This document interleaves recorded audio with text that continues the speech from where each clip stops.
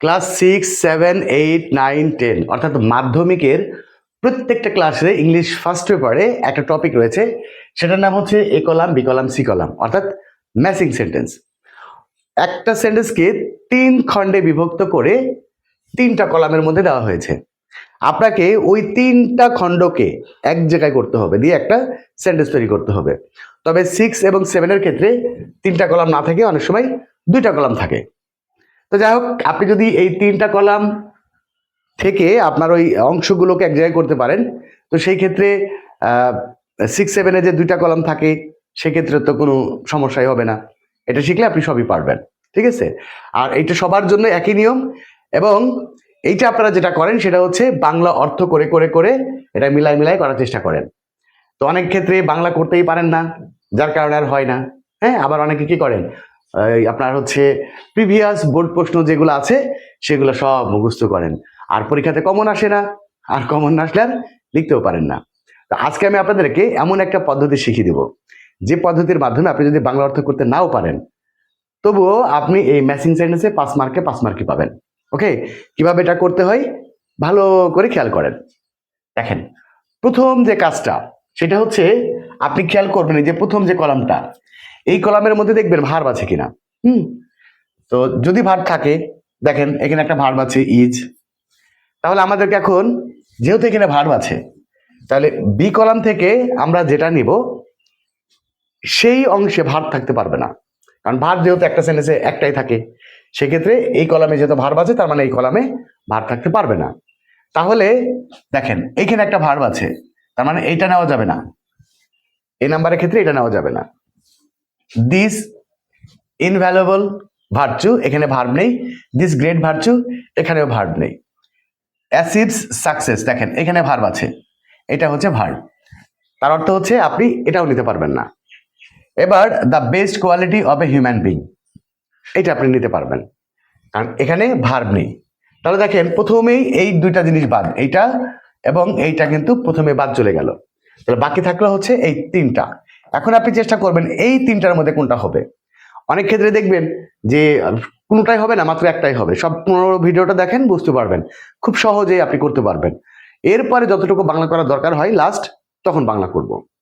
তাহলে good manner is, this invaluable virtue, this great virtue, এই দুটা হচ্ছে না, মানে অর্থ অনুযায়ী হচ্ছে না। আমরা যদি বাংলা অর্থ করি তাহলে এই দুটা হবে না, হবে হচ্ছে এইটা। অর্থাৎ good manner is the best quality of a human being. তাহলে এইটার সাথে আমরা এইটা নিতে পারতেছি।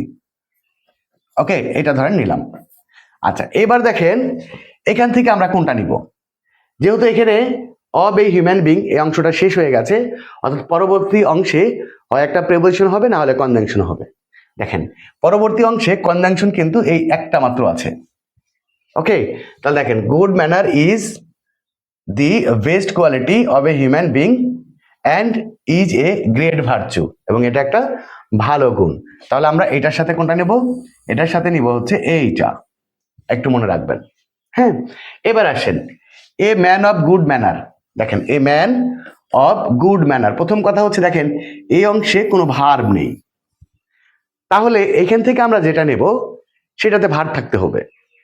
এখন ভার্ব আছে কোনটাতে, ভার্ব আছে হচ্ছে, আমরা এটা একটু ঠিক করে দেখেন, ভার্ব আছে হচ্ছে এই একটা ভার্ব আছে, আর এইটাতে ভার্ব আছে। এখন আমাদেরকে বাকি 3টা কিন্তু নিতে পারবো না, কারণ আমার এখন ভার্বের দরকার। তাহলে হ্যাজ বিন গিভেন আর অ্যাচিভ সাকসেস, আমরা এই 2টার মধ্যে একটু বাংলা অর্থ করব। বাকি 3টা কিন্তু আমার আর মাথার মধ্যে আনতে হবে না। আমাকে এখন কি করতে হবে, হ্যাজ বিন গিভেন হবে নাকি অ্যাচিভস হবে, কারণ এখানে ভার্ব নেই আর এই 2টা অংশে ভার্ব আছে। এখন দেখেন হ্যাজ বিন গিভেন, এটা হচ্ছে প্যাসিভ ভার্ব। ওকে, তো a man of good manner, এটা কিন্তু অ্যাক্টিভ সাবজেক্ট। তো অ্যাক্টিভ সাবজেক্টের সাথে অ্যাক্টিভ ভার্বই হবে, একটা ব্যাপার। তাহলে কি এটা হচ্ছে অ্যাক্টিভ ভার্ব। ওকে, তাহলে দেখেন আমরা এটার সাথে কোনটা নিতে পারবো, এটার সাথে আপনি এটা নিতে পারবেন। আচ্ছা, এইবার দেখেন সাকসেস, সাকসেসটা হচ্ছে নাউন। তো নাউনের পরে যদি আপনি আরেকটা অংশ যোগ করতে চান, তাহলে একটা প্রেপোজিশন লাগবে। নাউনের পরে আরেকটা নতুন অংশ নিতে গেলে কি লাগবে, একটা প্রেপোজিশন লাগবে। তাহলে প্রেপোজিশন কোথায় আছে দেখেন, এখানে একটা প্রেপোজিশন আছে, এ নাম্বারটাই। আর কোথায় প্রেপোজিশন আছে, এইটাতে একটা আছে, আর একটা আছে হচ্ছে এইটাতে। এখন আমরা এই দুটা কিন্তু নিতে পারবো না, দেখেন এই দুটাতে ভার্ব আছে, এই দুটা নিতে পারবেন না। আপনি হয় এটা নিতে পারবেন, না হলে এটা নিতে পারবেন, না হলে এইটা নিতে পারবেন। এই তিনটা দিয়ে আপনি এখন চিন্তা করেন। এ ম্যান অফ গুড ম্যানার, তারপরে কি নিয়েছি, অ্যাচিভ সাকসেস। তাহলে এখন দেখেন from the early stage of life, নাকি টু গুড ম্যানার্স, নাকি হচ্ছে in every spare of life. স্বাভাবিক নিয়মে আপনি বুঝতে পারবেন যে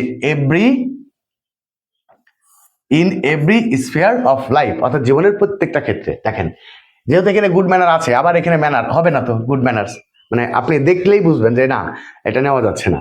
আবার from the early stage of life, মানে জীবনের প্রথম থেকেই, এটাও আপনি নিতে পারছেন না। আপনি এখন তাহলে এই তিনটার মধ্যে, তারপরেও আপনি এই তিনটার মধ্যে কি করবেন, বাংলা অর্থ করার চেষ্টা করবেন। তাহলে in every spare of life এটা নিলাম।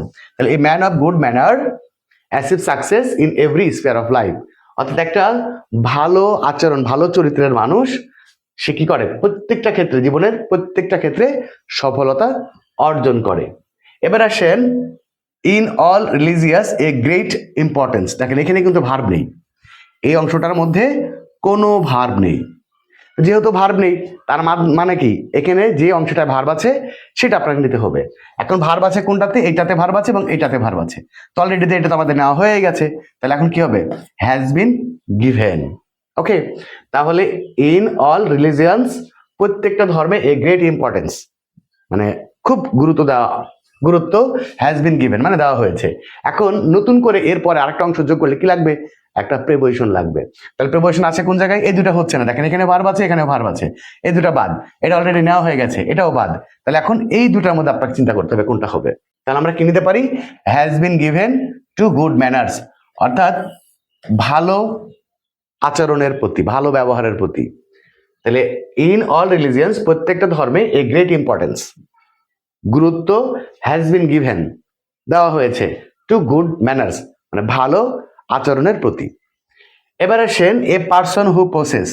প্রথম কথা হচ্ছে এখানে একটা যেহেতু কনজাংশন আছে আর ভার্বও একটা আছে, কনজাংশন যেহেতু আছে তার মানে দুইটা ভার্ব লাগবে এখন।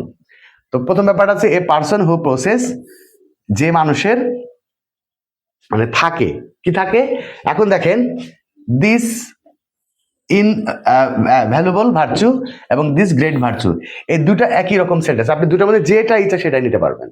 যেহেতু এখানে একটা ভার্ব আছে, ভার্বের পর একটা অবজেক্ট লাগবে এবং এই দুটাই অবজেক্ট হিসেবে কাজ করছে এবং দুইটার একই রকম অর্থ। আপনি এটা নিলেও হবে, এটা নিলেও হবে, আপনার যেটা ইচ্ছা সেটাই নিতে পারেন। তো ধরেন আমরা এটার সাথে আমরা হচ্ছে এই 3 নাম্বারটা নিলাম। দেখেন তাহলে এ person who possess this great virtue, A person who possess this great virtue. দেখেন এখানে যেহেতু একটা কনজাংশন আছে তার মানে এই সেন্টেন্সে দুইটা ভার্ব লাগবে, তার মধ্যে একটা ভার্ব আছে, এই জায়গার মধ্যে যেখানে ভার্ব আছে সেটা নিতে হবে। তাহলে এখন যে দুইটা বাকি আছে তার মধ্যে হচ্ছে এইটাতে ভার্ব আছে আর কোনটাতে ভার্ব আছে, একটাতেই ভার্ব আছে, দেখেন একটাতেই ভার্ব আছে। তাহলে আমরা কি করব, is an ideal of humanity in all eras. তাহলে কি হবে, a person who possess this great virtue, এরপরে আমরা নিচ্ছি কোনটা, এইটা একটা ভার্ব লাগবে, যেহেতু এখানে কনজাংশন আছে ভার্ব লাগবে। এবার আসেন লাস্টেরটা, all of us who should cultivate, দেখেন ভার্ব আছে, তাহলে এখান থেকে যেটা নেবেন সেটার মধ্যে ভার্ব থাকতে পারবে না, ভার্ব নেই কোনটা আর একটা, আর এটিতে এমনি হয়ে যাবে। এবং এরপরে নতুন আরেকটা অংশ যোগ করতে গেলে কি লাগবে, একটা প্রিপোজিশন লাগবে। এবং এখানে যেহেতু কোনো কনজাংশন নেই তার মানে ভার্ব আলাদা লাগবে না, যেখানে যে সেন্টেন্সে ভার্ব আছে সেটা লাগবে না। তাহলে আমরা কি নেব, all of us should cultivate this invaluable virtue, তারপরে হচ্ছে এইখান থেকে এই যে from the early stage of life, অর্থাৎ জীবনের একদম শুরু থেকে। So all of us should cultivate, আমাদের প্রত্যেকের উচিত তৈরি করা দিস ইনভ্যালুয়েবল ভার্চু, এই অমূল্যবান গুণ, from the early stage of life, অর্থাৎ জীবনের প্রথম থেকে। আপনি যদি এইভাবে চিন্তা করেন তাহলে আপনার খুব প্যারা নিতে হবে না, আপনার সবগুলো মিলাই দেখতে হবে না, আপনি একটু চিন্তা করলেই বুঝতে পারবেন যে কার সাথে কোনটা যাবে। তো আপনাদের জন্য একটা সুখবর দিই এখন, আপনাদের জন্য সুখবর হচ্ছে আপনারা যারা নবম এবং দশম শ্রেণীর শিক্ষার্থী, আপনাদের একাডেমিক ইংলিশের নতুন ব্যাচ অর্থাৎ দ্বিতীয় ব্যাচ কিন্তু শুরু হতে যাচ্ছে।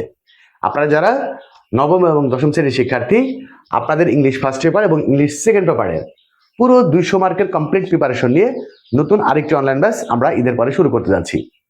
আরেকটা হচ্ছে যারা ইংরেজিতে দুর্বল, ইংলিশ গ্রামার ভালো বোঝেন না, ফ্রি হ্যান্ড রাইটিং করতে পারেন না, প্যারাগ্রাফ, কম্পোজিশন, লেটার, অ্যাপ্লিকেশন সব মুখস্থ করতে হয়, ইংরেজি থেকে যারা বাংলা করতে পারেন না, নোট বই ছাড়া, নোট বই দেখে দেখে আপনাকে বাংলা করতে হয়, ইংলিশ বেসিক ইংলিশ জানেন না, মানে বেসিক ইংলিশ আপনি খুবই দুর্বল, মানে আপনার বলতে পারেন যে ইংলিশ যারা খুবই দুর্বল, তাদের সবার জন্য যে কোনো ক্লাসের যে কেউ যারা ইংরেজিতে দুর্বল এবং জিরো লেভেল থেকে ভালোভাবে একদম পোক্তভাবে যারা ইংরেজি শিখতে চান তাদের জন্য রয়েছে zero to advance course for all. Okay, এটাও ঈদের পরে নতুন ব্যাচ শুরু হতে যাচ্ছে। তো আপনি যদি এই ব্যাচে ভর্তি হতে পারেন, আরেকটা সুখবর আপনাদেরকে দিই, আপনারা চাঁদ রাত পর্যন্ত যদি ভর্তি হন তাহলে আপনারা বিশেষ ছাড় পাবেন। কত টাকা ছাড় এবং কিভাবে ভর্তি হবেন বিস্তারিত জানার জন্য এই নাম্বারটায় যোগাযোগ করবেন। এটাই হচ্ছে আমার পার্সোনাল নাম্বার এবং এটাই হচ্ছে আমার পার্সোনাল হোয়াটসঅ্যাপ নাম্বার। আপনারা হোয়াটসঅ্যাপে মেসেজ করতে পারেন, পার্সোনালি কল করতে পারেন, হোয়াটসঅ্যাপে কল করতে পারেন। ওকে, তো ঈদের পরে ক্লাস শুরু হচ্ছে আর চাঁদ রাত পর্যন্ত বিশেষ ছাড় থাকছে ভর্তির জন্য। ওকে, আজকে বিদায় নিচ্ছি, দেখা হবে পরবর্তী ক্লাসে। সে পর্যন্ত সবাই ভালো থাকবেন, সুস্থ থাকবেন। আল্লাহ হাফেজ।